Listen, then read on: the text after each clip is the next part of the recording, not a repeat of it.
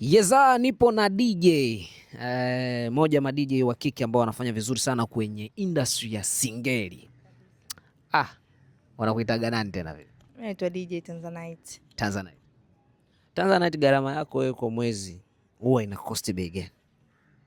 Gharama yani kula au ndo kila kitu? Mimi sina hata mambo mengi. Kwanza bajeti yangu tu kula kwa siku ni 10,000 tu. Kwa hapo utapiga mahesabu wiki, mwezi, hivyo yani. Yaani sinaga mambo mengi, sio mambo mawigi, sio vitu vangu. Tanzanite alijikutaje kuwa DJ? Yaani tokea alipoanza safari yake huko nini akajikuta kuingia moja kwa moja kwenye DJ wa singeli moja kwa moja. Hii imekaja, nataka kujua kiundani zaidi story yako kidogo, japo kwa dakika chache tu. Mimi hapa mpaka sasa hivi ninavyoongea nipo kwenye lebo na manager, na manager Kandolo kama unamfahamu. Alituchukua kuna kipindi kuna audition wasanii pamoja na ma DJs, yani kama mashindano. Wakapatikana wasanii wawili wanaojua kuimba. DJ pia nikapatikana mimi. Kwa hivyo tukatengeneza kundi linaitwa Wamoto. Mimi nikawa DJ. Pia na wasanii wangu wanaitwa Wamoto Music. Kwa mimi ni DJ official wa Wamoto. So safari yako yani ilianzaje? Ulivutiwa ama ulishawishiwa ama ulipenda tu kuwa DJ au kuna mtu labda alikuinfluence moja kwa moja ukaingia kwenye shughuli? Mimi nilishawishiwa. Sababu kabla DJ nilikuwa pia naimba. Kwa hiyo kuna mtu alikuwa anaitwa DJ Kwalo alinishauri kwamba naona kuimba wasanii kama kipindi hicho walikopogo wengi, ila japo hawajatoboa, ila wasanii wa kike walikuwa wengi. Akasema unaonaje ukaa DJ, kwa sababu ukiangalia upande wa singeli kiukweli ma DJ wa kike hakuna, na hata kama hapo basi ni kama sio wawili watatu, yani hakuna kabisa. Kwa hiyo aliniambia hebu jaribu kwanza kama unaweza. Kwa hiyo first time ndo akanipeleka kwa Kandolo, nikapewa kama mwezi nifanye mazoezi, kama nitakaa sawa nitaendelea, kama nikishindwa nitafanya mishe nyingine. Kwa hiyo kwenye ile mazoezi alhamdulillah niliweza fresh, niliperform. Kwa mpaka leo unaniona mimi kwa Tanzanite. Kuna mtu alinishauri, sio labda mimi nilipenda, sikuwahi kufikiria kwa DJ.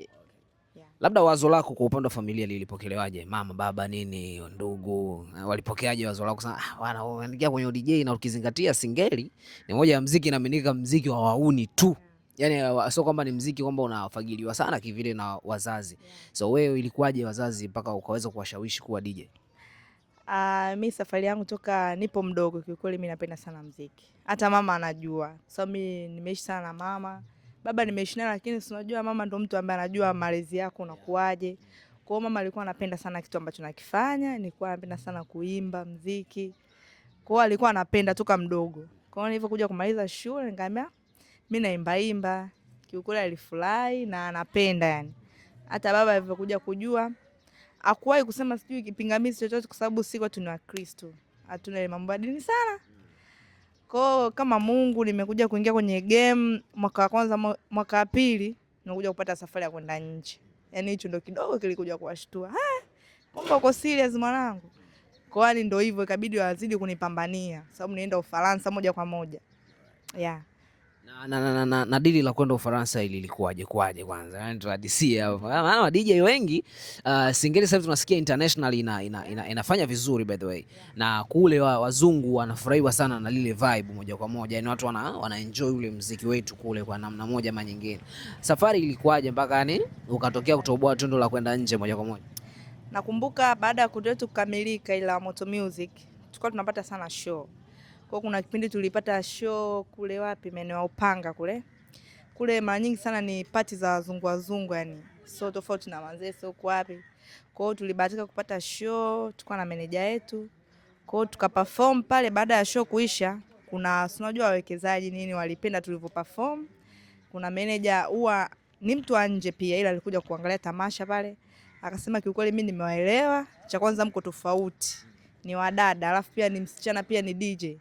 Kiukweli nimewapenda, ningetamani mkafanye show nchini kwetu. Kwa hiyo ndio ikawa safari yangu ya kwenda nje. Au kupata changamoto nini labda kuzoea mazingira Ufaransa hii hapa kwa mara ya kwanza? Hivi ilikuwa ni Paris, ilikuwa ni wapi hapa? Paris. Mwanangu. Moja kwa moja Mnalani. Ukaona ile lilani lao lile. Kiukweli nilikuwa nahisi kama naota, kwa sababu kuna kipindi nilikuwa nikitembea hivi, tulienda kutalii kidogo. Yaani nikifumba macho kwa hapa nipo nje au mimi naota. Yaani kiukweli ni kitu ambacho cha kustaajabisha. Sikuwahi kufikiria kwenye maisha yangu. Kwa Kwa hiyo tuseme ni mojawapo ya faida ambazo umezipata kupitia udj, si ndio? Yeah, yani nasoma mara moja, nimesafiri nchi nyingi sana, nimeenda Rwanda, Burundi na hapa bado kuna nchi kibao zinakuja yani. So yani so ndo mara ya kwanza.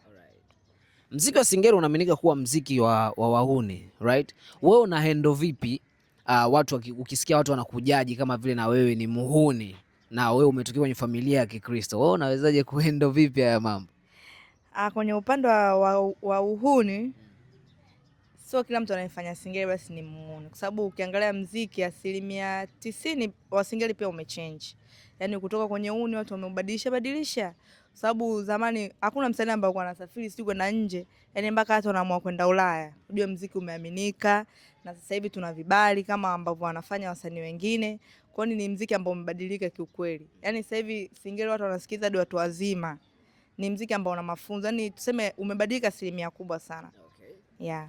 Alright. Hivi faida moja ambayo umeshawahi kuipata kubwa sana ukiachana naweza kwenda nje nini na nini? DJ Tanzanite.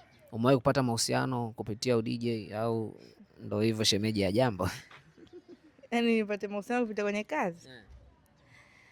Inatokea kwa sababu mtu unakuta anakutamani kutokana na sehemu ambayo uliopo. Mdada anaonekana ana kitu mzuri, ni kwa sababu wewe mwenyewe unapojiweka, unapojibrand. Kwa hivyo unakuta unapata mahusiano kupitia bio yako. Yani ipo hivyo. Hapo wanatutongoza na DM wengi sana. Alright. Lakini pia nitaka kujua zaidi sana, sawa? Unawezaje kudifferentiate kazi na mahusiano?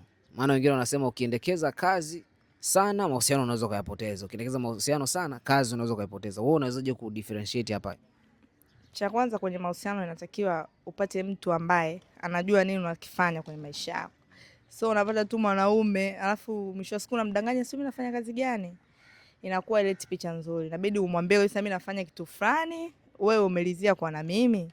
Kama hajalizia unamwacha, mahusiano sio issue. Yaani kikubwa ni pesa. Kama ataona wewe sijui unamzingua mambo mengi, sababu sio wenyewe kweli ni watu wa kutoka toka. Kesho wenyewe naenda Mbeya huko.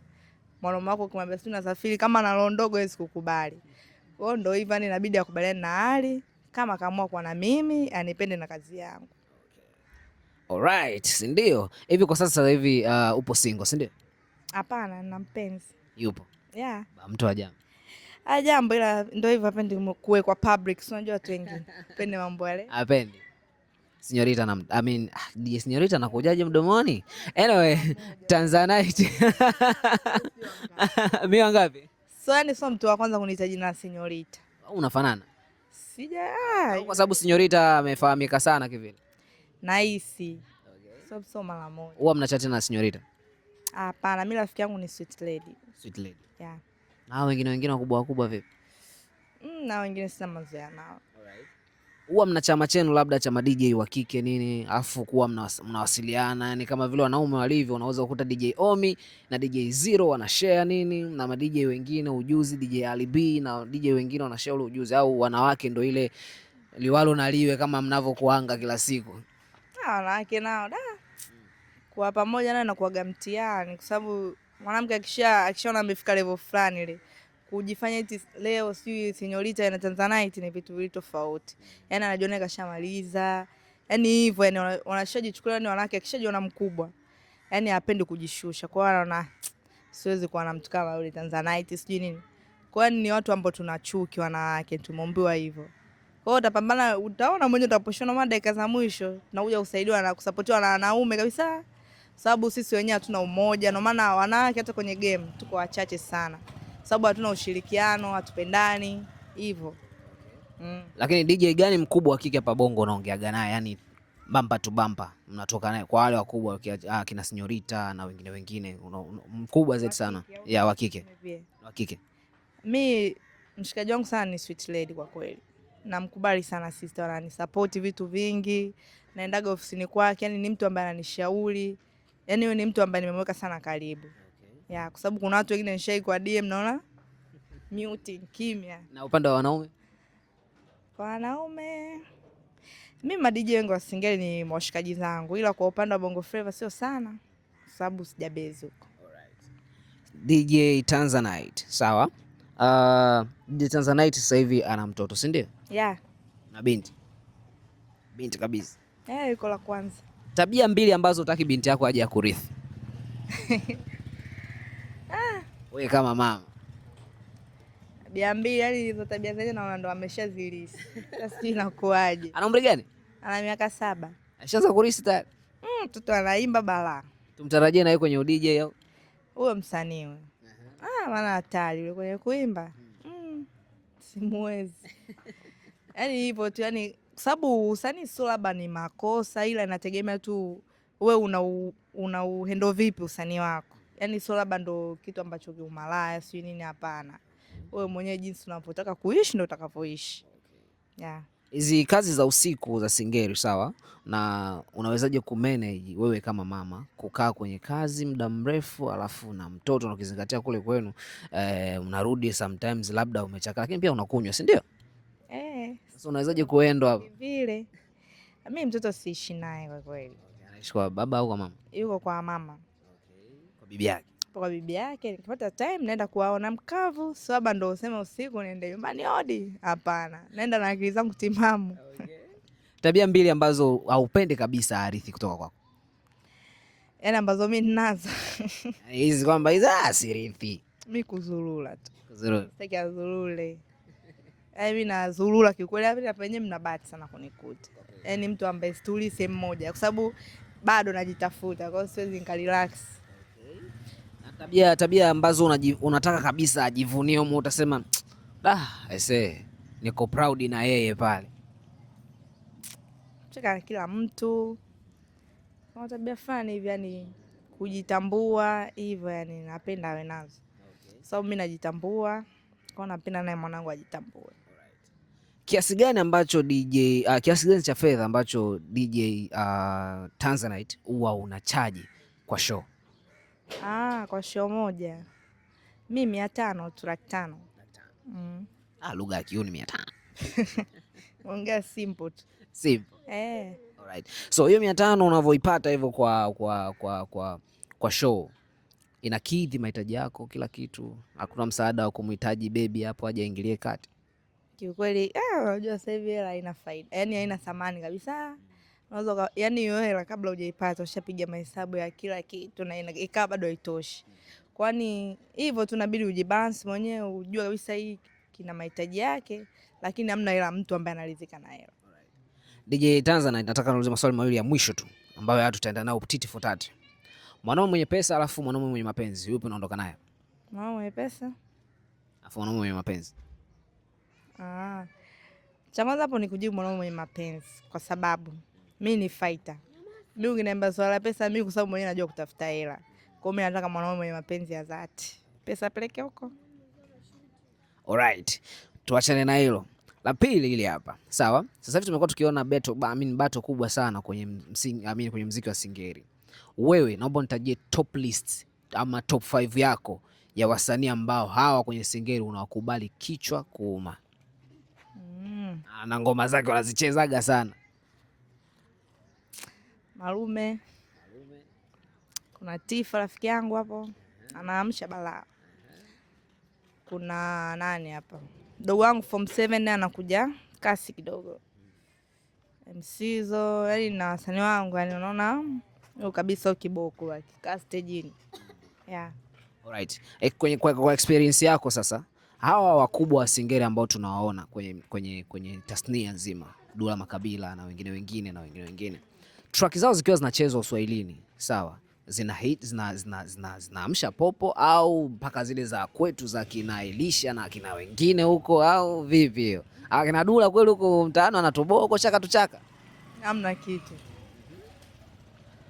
bwana, watu wa huko mitaani tuna muziki yetu yenye ya vibe.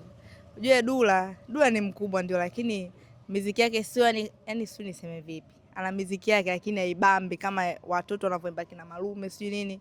Yani tuna muziki fulani vya vibe, kwa sababu Dula ukimsikiliza anaimba tu kawaida. Yani anaweza kaimba Dula tu kacheza hadi utoke jasho, sio kweli. Ila kuna mtu hapa akiimba sio msizo. Lazima wachendana.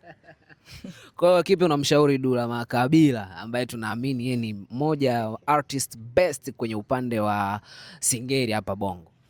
Dula inabidi abadilike naye asiwe tu vile vile kama zamani. Unajua sasa hivi muziki umeshabadilika. Kuna muziki fulani yani ukiimba hii amshapopo.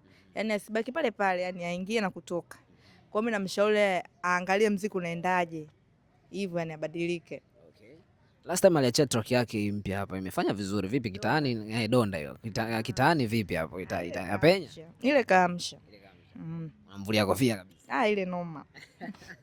Hata kitokea kitaani unapita naye. Ile kaua mpaka nimefanya challenge. Naona sana. Mimi niseme asante sana. Haina shida.